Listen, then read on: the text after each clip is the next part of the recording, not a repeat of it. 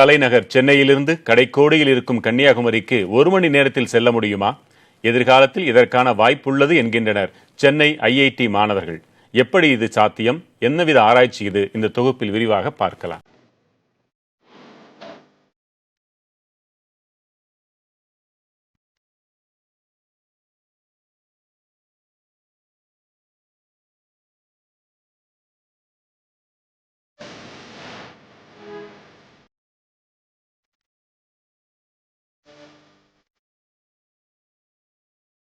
வெற்றிட குழாயில் காந்தப்புல விசையின் மூலம் கலன்களை நகர்த்தி செல்லும் புதிய தொழில்நுட்பம் ஹைப்பர்லூப் என அழைக்கப்படுகிறது.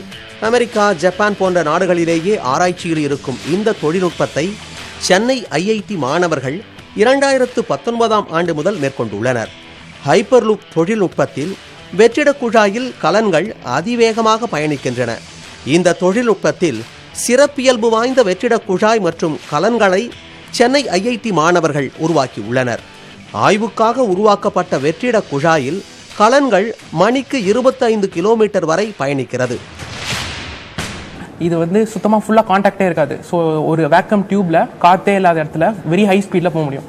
இதால் தியரட்டிக்கலாக 1000 km/h வரைக்கும் இதால் போக முடியும். 2019 எலான் மஸ்க் ஒரு காம்படிஷன் கண்டக்ட் பண்ணார். அது கலிஃபோர்னியால நடந்தது. அந்த காம்படிஷனுக்கு நாங்கள் அப்ளை பண்ணியிருந்தோம். ஃபைனலாக 25 பேர் ஷார்ட் லிஸ்ட் பண்ணாங்க. ஏஷியாவில் ஒன்லி டீம் ஃப்ரம் IIT மெட்ராஸாக இருந்தது. வேர்ல்டு லெவலில் டாப் 10ல் வந்தோம். ஸோ அதுக்கப்புறம் தான் ஒரு கன்விக்ஷன் வந்து ஸோ ஹைப்பர்லூப் ஒர்க் ஆகும், நம்மளால பண்ண முடியும், ஒரு ஏஷியாவுக்கு ஒரு டெக்னாலஜி கொண்டு வர முடியும். ஸோ அந்த கன்விக்ஷனோட ஸ்டார்ட் பண்ணது தான் இந்த ஹைப்பர்லூப் டெக்னாலஜி. வெறும் காம்படிஷன் மட்டும் இல்லாமல் ஒரு ஃபுல் ஸ்கேல் ஒரு ரியல் பேசஞ்சர் டிரான்ஸ்போர்ட்டேஷன் எப்படி இருக்கணுமோ அதுக்கு நோக்கி போயிட்டு இருக்கோம். இதை பார்த்தீங்கன்னா இது ஒரு ப்ரோட்டோடைப். நாங்கள் ஒரு ஃபுல் ஸ்கேல் இதில் பில்ட் பண்ண போகிறோம். தையூர் கேம்பஸ்னு 25 கிலோமீட்டர் தள்ளி IIT மெட்ராஸ்லேருந்து 25 கிலோமீட்டர் தள்ளி இருக்கு.